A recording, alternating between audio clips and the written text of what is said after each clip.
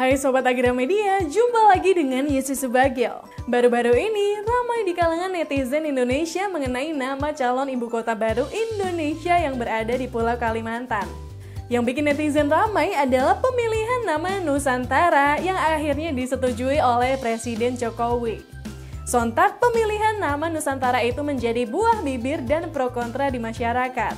Ada yang mendukung nama tersebut namun tidak sedikit juga nih yang menolaknya, termasuk beberapa anggota DPR RI.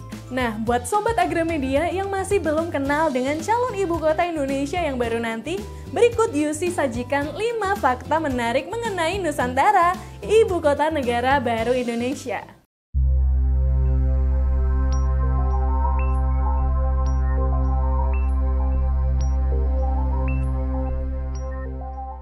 Pemilihan nama Nusantara.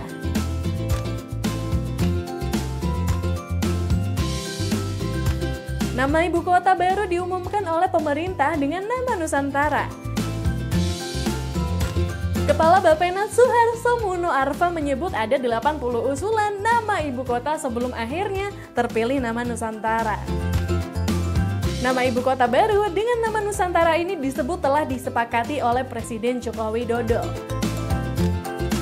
Keputusan tersebut telah diumumkan saat rapat bersama Panja RUU Ibu Kota Negara atau IKN pada Senin 17 Januari 2022 kemarin. Suharso juga menjelaskan alasan terpilihnya nama Nusantara sebagai Ibu Kota Negara atau IKN. Dipilihnya nama Nusantara karena menggambarkan Republik Indonesia. Hal tersebut dijelaskan lantaran nama tersebut sudah dikenal sejak zaman dahulu dan ikonik secara internasional. Selain itu, nama Nusantara mudah menggambarkan Republik Indonesia. Letak geografis. Lokasi ibu kota negara yang baru nantinya berada di Pulau Kalimantan atau Borneo, di mana di pulau ini ada 2 negara ASEAN yang lain, yaitu Malaysia dan Brunei Darussalam. Lokasi tepatnya berada di Kabupaten Penajam Pasir Utara dan sebagian di wilayah Kutai Kartanegara. Di Kukar, lahan untuk ibu kota baru berada di Kecamatan Samboja. Sedangkan di Penajam Pasir Utara, lahan untuk ibu kota baru terletak di Kecamatan Sepaku. Ibu kota baru itu didesain untuk menampung 1,5 juta penduduk yang berada di atas lahan seluas 40.000 hektar.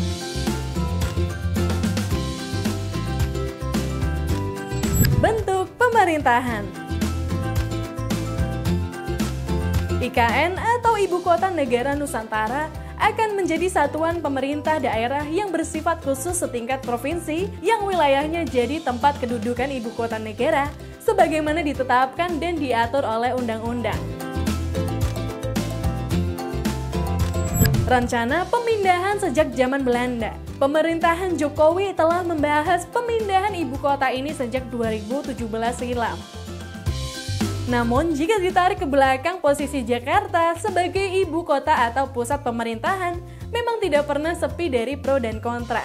Salah satu wacana paling awal terkait pemindahan ibu kota dari Batavia atau nama lain dari Jakarta ke daerah lain muncul pada era Gubernur Jenderal Hindia Belanda Herman Willem Daendels pada tahun 1762 hingga 1818.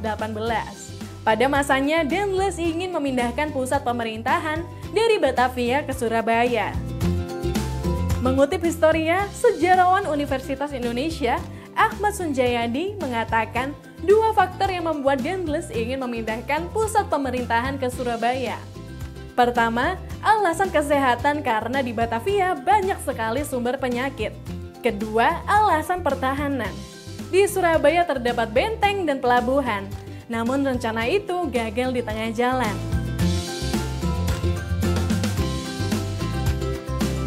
Selanjutnya, di era kemerdekaan pada 1947, pemerintah membentuk Panitia Agung yang bertugas menyelidiki dan merencanakan penempatan ibu kota negara. Presiden Soekarno termasuk salah satu anggota Panitia Agung. Dari Panitia Agung inilah muncul sejumlah wacana daerah selain Jakarta yang ditimbang layak menjadi ibu kota negara, antara lain Bandung, Malang, Surabaya, Surakarta, hingga Kabupaten Temanggung dan Magelang. Hingga pada tahun 1950-an, nama Palangkaraya di Kalimantan Tengah mencuat sebagai ibu kota alternatif. Adalah Soekarno yang menggagas mimpi Palangkaraya sebagai ibu kota negara.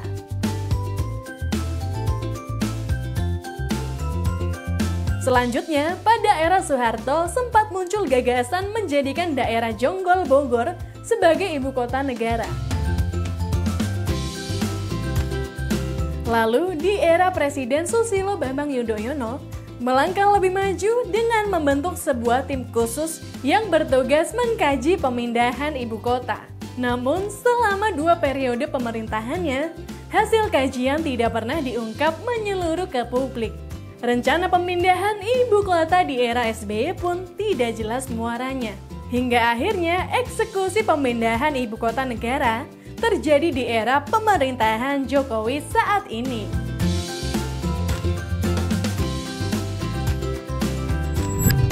Anggaran pembiayaan.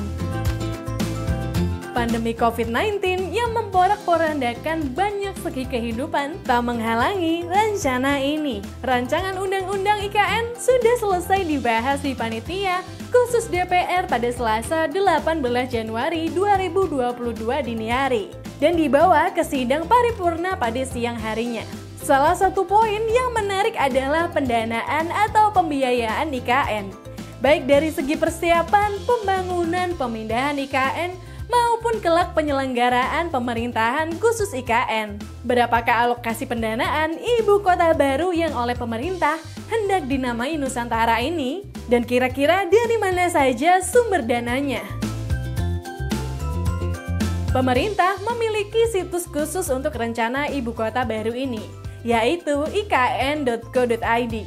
Seperti yang terlihat pada situs IKN, pembiayaan membutuhkan dana senilai 375,7 triliun. Rinciannya 252,5 triliun atau setara 54,2% bersumber dari APBN, serta 123,2 triliun atau setara 26,4% berasal dari investasi swasta, BUMN, dan BUMD. Sebelumnya, Presiden Jokowi pernah menyebutkan pula bahwa IKN diperkirakan membutuhkan alokasi dana sebesar 35 miliar US dollar. Oke Sobat Agramedia, itu tadi 5 fakta mengenai IKN atau Ibu Kota Negara Baru Republik Indonesia yang tampaknya akan segera terrealisasi. Semoga proses pemindahan ibu kota ini berjalan dengan lancar dan sesuai dengan rencana yang ditetapkan oleh pemerintah ya. Dan yang paling penting, dengan berpindahnya ibu kota negara Indonesia, ke depannya bisa semakin maju dan makmur. Baiklah, sampai di sini dulu video kali ini. Share video ini jika bermanfaat dan jangan lupa untuk selalu update dengan video terbaru dari Agramedia. Akhir kata, thank you for watching and see you on the next video. Bye!